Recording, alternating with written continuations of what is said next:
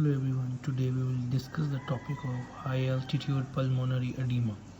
So it is actually a kind of edema that occurs with increasing altitude when the altitude increase greater than 8,000 feet.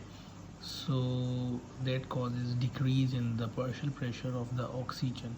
When the partial pressure of the oxygen decreases, it causes hypoxic vasoconstriction of the pulmonary arteries. So it is actually contrary to the cardiac portion, in which when there is hypoxia that causes the vasodilation. In pulmonary system, when there is decrease in the partial pressure of the oxygen, there is hypoxic pulmonary vasoconstriction.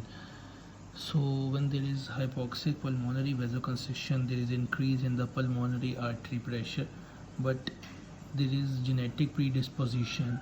When there is hypoxic pulmonary vasoconstriction, that is not evenly distributed.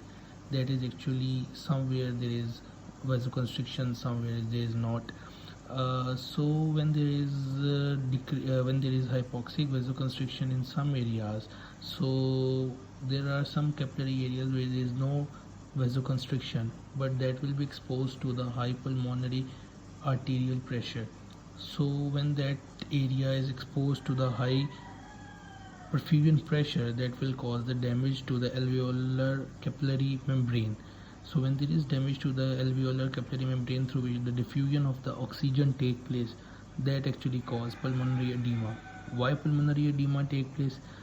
As you know that the membrane that is causing the diffusion of the oxygen breaks, so the capillary fluid leaks into the alveoli. So when the capillary fluid leak into the alveoli, that cause the pulmonary edema. So what are the symptoms? Most of the symptoms are actually the symptoms of acute mountain sickness. These are headache, nausea, cough, and there may be sometime hemoptysis, that is the blood in the sputum or blood in through the cough. So what is actually the treatment of high altitude pulmonary edema? The main treatment is actually providing the supplemental oxygen.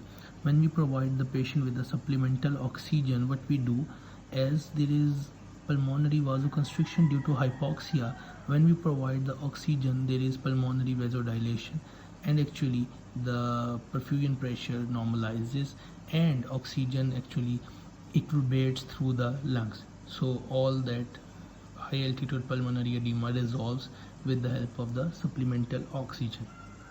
That's all with today's lecture. Thank you so much.